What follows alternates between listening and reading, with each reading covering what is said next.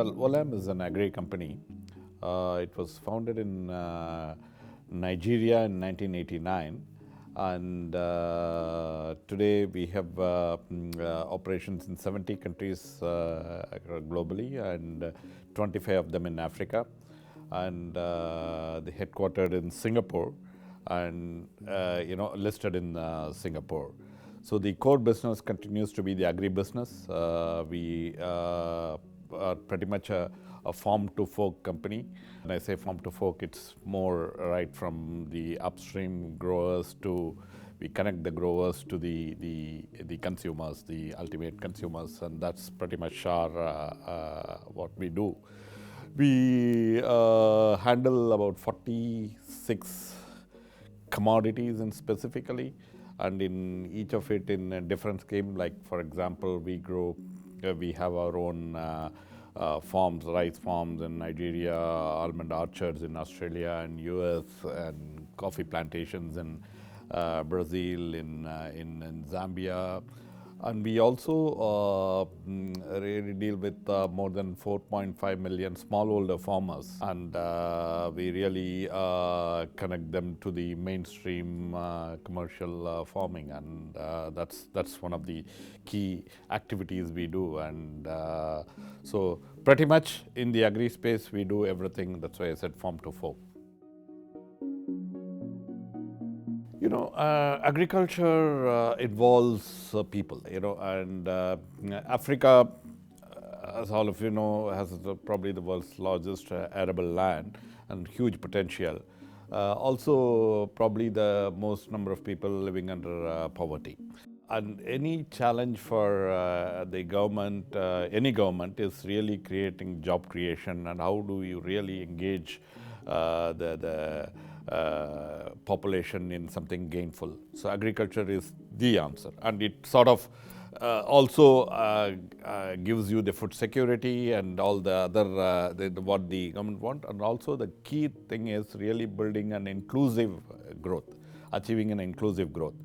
Not many other sectors really achieving an inclusive growth. Like there are countries in Africa which are oil rich, say for example Nigeria, Angola, and they might get a lot of momentum growth and this one, but that's not oil sector can not really gainfully engage or employ all the population.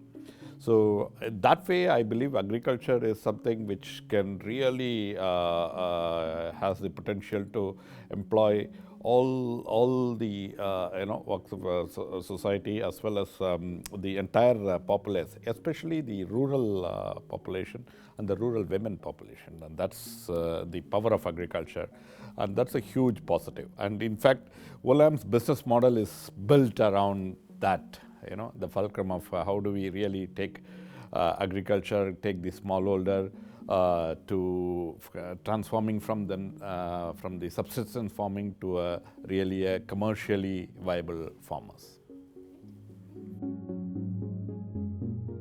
When we talk about agriculture, when we talk about Africa, and most of the this one, we talked about the productivity, yield.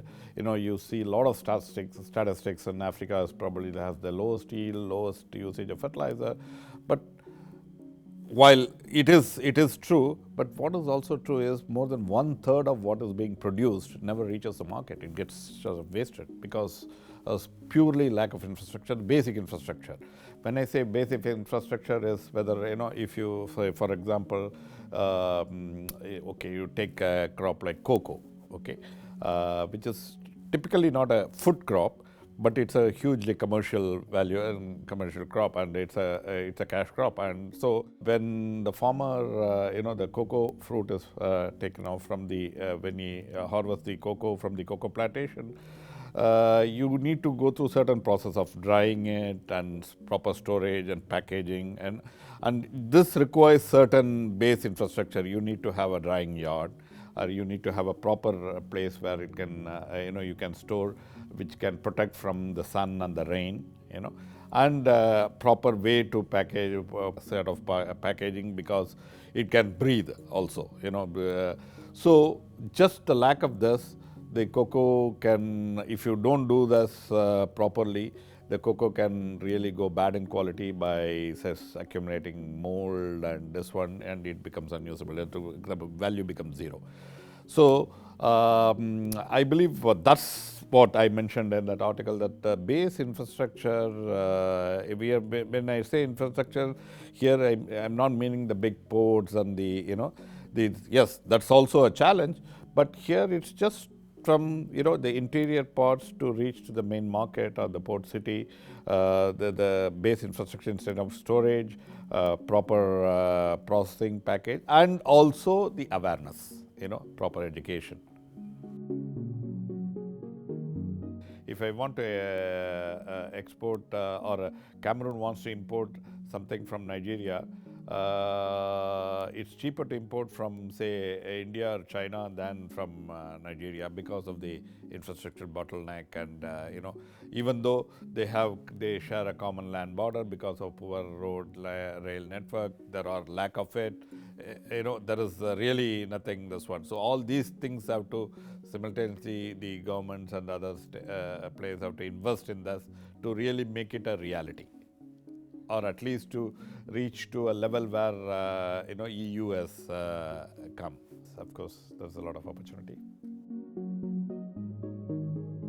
Just focusing on the farm, I believe that the single farmer, the traceability movement really addresses that piece.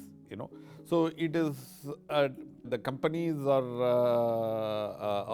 the players are investing it, or it is evolving, because there is also a demand and there is a push from the customers, especially the current generation, to at least, I want to have a responsible consumption. I don't want to have just chocolate for the sake of chocolate. If I today my son is, if I give him something, the first thing you would look at the wrapper and anything, whether it's a chocolate, whether it is this one, he says, "Oh, Papa, this is come." And I read somewhere just last week that there the farmers are, and 60% of the people are. Some news he would say. And that awareness, obviously, it was not in my generation. Today's current generation is absolutely very clear what they want, and that is helping. So I'm really excited on the opportunities ahead in this sector, and how we can really make some of these things what really the SDGs, let's say, if we achieve some of it what I talked about, the agriculture penetration, or making the smallholder, changing the livelihoods of smallholder farmers, easily a few of the SDGs get achieved, whether it's moving eradication of hunger, or moving proper from abject poverty, and still like that.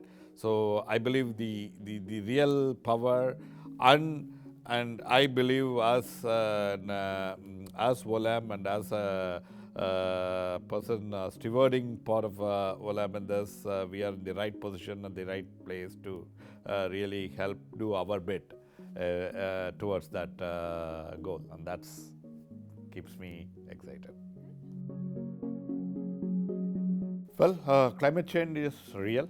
What we used to read in textbooks and articles 25 years back, and we all thought it was okay, it was in some distant future, probably next generation, we don't have to bother. It's a stock reality. Last year alone, I heard there were some 1,160 extreme weather events, just in 1 year. And if you compare it in the previous 25 years, there was not many such events in this one. So that's the kind of pace at which this one. So we are very clear, we in OLAM, we are very clear that if we have to really build a sustainable business, if we have to really remain in business, we have to really tackle, we can't just, things can't be as usual, our business can't be as usual. We really have to focus on